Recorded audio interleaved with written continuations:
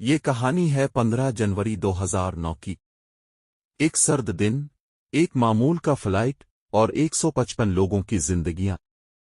S airways flight 1549 new York کے ایک مصروف ایئرپورٹ سے آڑا۔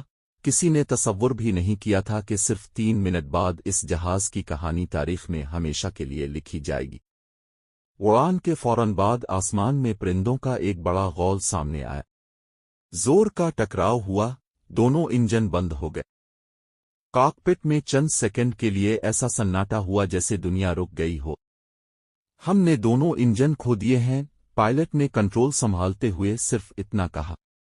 نیچے شہر، اوپر آسمان، سامنے پانی، اور درمیان میں 155 انسان۔ پائلٹ کے پاس صرف 208 سیکنڈ تھے۔ واپس لینا چاہیے تو شہر کی عمارتیں سامنے کھڑی تھیں۔ دائیں بائیں کوئی راستہ نہیں۔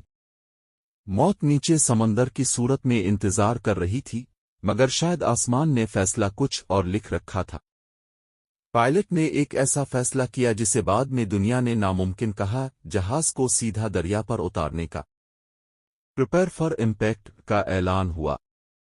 جہاز نیچے آیا، پانی کے قریب، ہر سانس بھاری۔ مسافروں نے اپنی آنکھیں موند لیں، کسی نے دعا کی، کسی نے اپنی آخری یاد ذہن میں بسائی۔ ایک زور کا جھٹکا، چھینٹے بلند ہوئے، مگر جہاز پانی پر رکا رہا۔ نہ وہ ٹوٹا، نہ الٹا، نہ ڈوبا۔ سب حیران مگر زندہ۔ سرد، پانی، خوف۔ ریسکیو بوٹس آئیں، فریزنگ ہوا چل رہی تھی، مگر ایک ایک کر کے سب کو نکالا گیا۔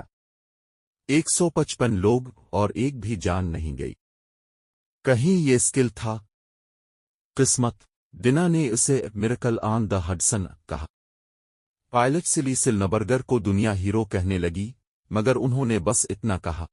یہ یقین، حوصلہ اور سکون تھا۔